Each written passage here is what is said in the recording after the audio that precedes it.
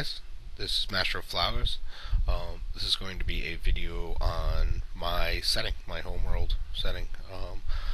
Basically, it's going to start from the Big Bang, where everything came from, and then devolve through the 5 ages. Just to quick rundown of each of the ages. It won't take long. It'll be separate videos from there. This one specifically is going to start with the Big Bang, where it came from, what I was thinking as a child when I started coming up with it, and what I added to it as I became older. And from there, I'll go into other videos as well. Primarily, I'm doing this so that when I put up videos on my game, my present game, if I reference something, it'll be easier for you to remember if you've watched these. And if not, I'll try to reference, give more information about my recaps, but we'll see. So let me get started. When I first started playing, I was very destructive. I was more destructive natured than I was creative. I would create a dungeon for my players to go into. I would either kill my players or destroy the dungeon, or it's just how I was. That was my nature at the time. So, in my mind, I had created two aspects: a good aspect and an evil aspect.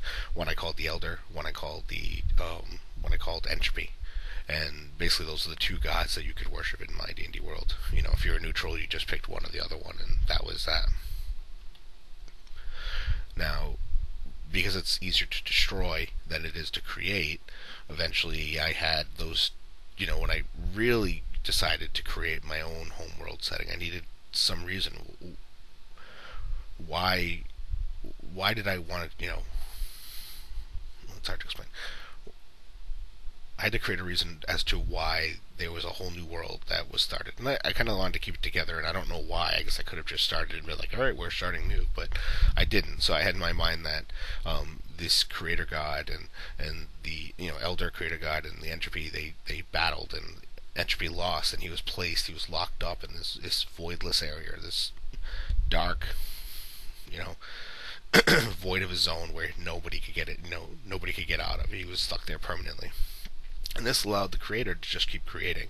So, he locks up entropy, and then for, fast forward a million years, all these worlds have been running, all these different kind of D&D game worlds have been running, and nothing's really, sure there are minor skirmishes and wars, things that are part of human nature, or elven nature, or dwarves, or whatever, but for the major part, there's more creation done than actual destruction.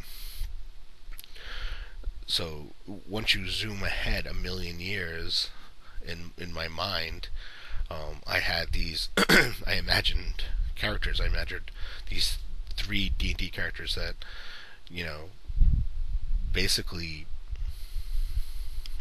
continued to evolve. They at the time of the creation, I had all the 5 box sets, the red box, the blue box, the whatever, the black box, and the gold box, the Immortals. And I thought, what if these beings became immortals, and they became super powerful immortals? It's right in the book. If you're an immortal, you could start to create your own zones. You could make your own world. You can grab Earth and put it together to make this gigantic world. And what I figured was, if these 3 characters became so powerful that they wanted to create themselves, not exactly take over for the creator god, but to create something of their own. And they needed a space that was uncorrupted, that was totally different than all the others. So these 3 characters set off into the darkness. And one of them, who began his career as a rogue, kind of a ranger type, who he was able to find this secret entrance. He was really good at that type of stuff. And he found a way into the void, and he couldn't pass through it by himself, but he told his other 2 friends. And one of them, he said it was too dark. Even with his abilities, he couldn't see far enough to find the trail, so he needed a light source.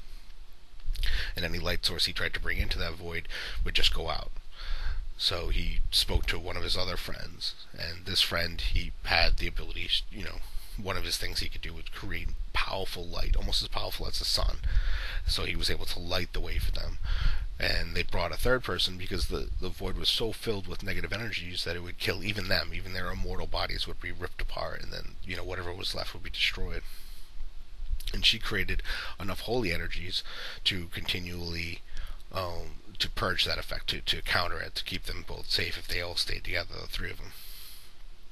So the shadowy rogue type adventurer's name was Silk, and the fiery sun type person was named Sustair, and the third being the woman of the group was named Mishakal. And I think I took the Mishakal name was from Dragonlance. That was their healing god. But like I said, I borrowed names or gods from other places to build my setting. So the three of them find themselves traveling through the void. Now they don't know that entropy's there.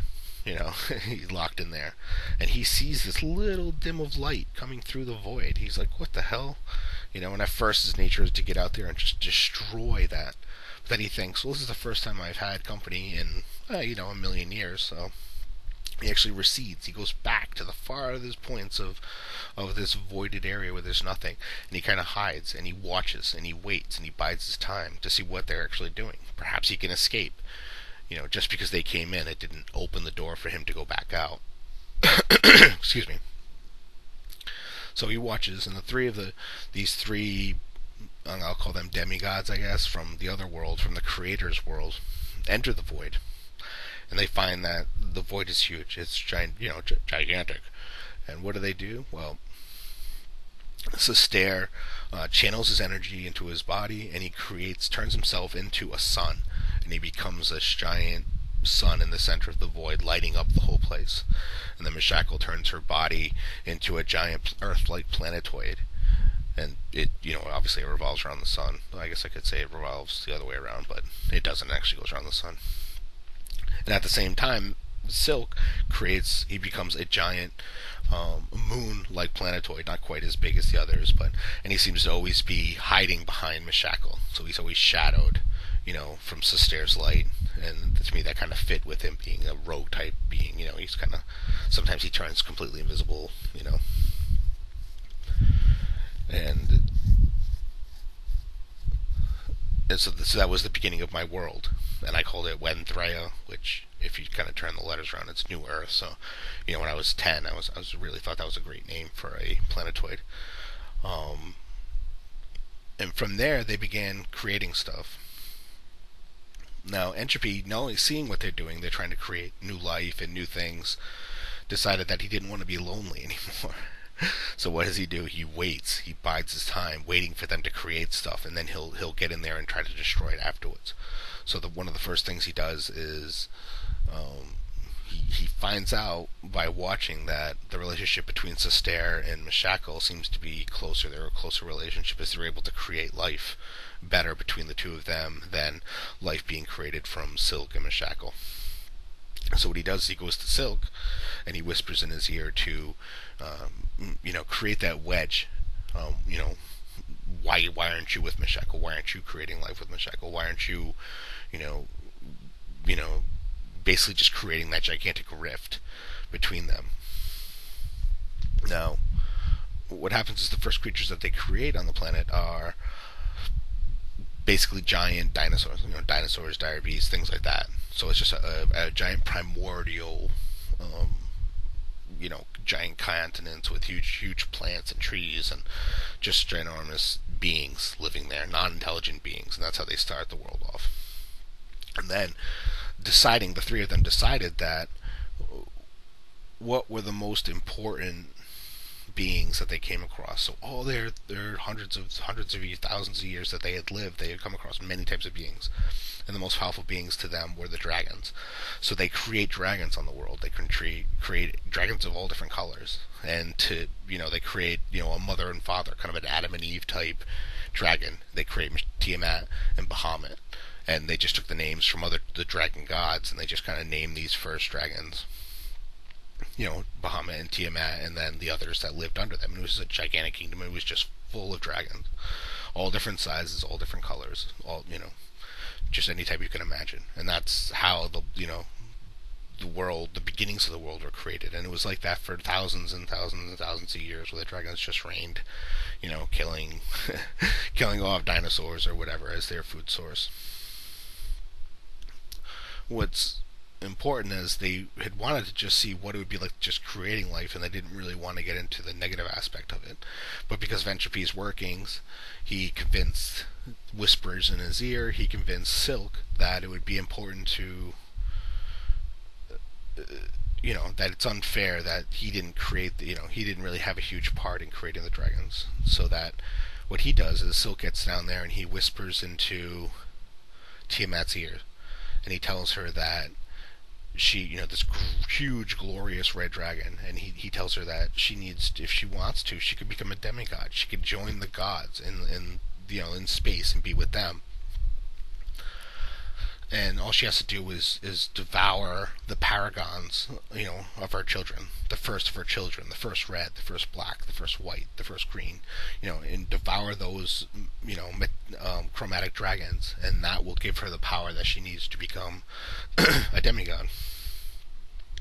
So at the same time, Silk is giving her this information, Entropy whispers in her ear, and she becomes corrupted, and she does it. She devours the paragons of her colored chromatic dragons, and she becomes the Tiamat that from whatever, from the D&D book, or the Deities and Demigods, or the cartoon, I don't know, wherever you see with the 5 heads. So this truly does work. She does become a demigod, and she disappears from the planet, and she becomes part of the celestial. She has her own star formation of Tiamat out in the world. So at the same time, you can, from kind of a mechanical way, that was my explanation of why the chromatic dragons were slightly weaker than the metallic dragons. So if you line them up, gold and red, silver and silver and blue, if you line up all the dragons in line, they kind of, the chromatics were always weaker. And in my world, that's because the paragon, the most powerful of each of the dragons, was destroyed. So it's just, through breeding, they kind of had a weaker bloodline. So Bahamut, who was a great gigantic gold dragon, was obviously upset. His mate for eternity, or he thought eternity, was she became a demigod, and it started this war where all the chromatic dragons started worshiping her, and they started attacking all the gold, all the other metallic dragons. And basically, to balance the situation out, Sestair and Meshekal had to actually, they elevated Bahamut to demigod status, so they made him the Platinum Dragon, and they put his celestial star, put his place up in the heavens as well. From there was more that happened, but this video is getting kind of long, so I'm gonna stop it here, and then I'll do part 2. Hold on a second.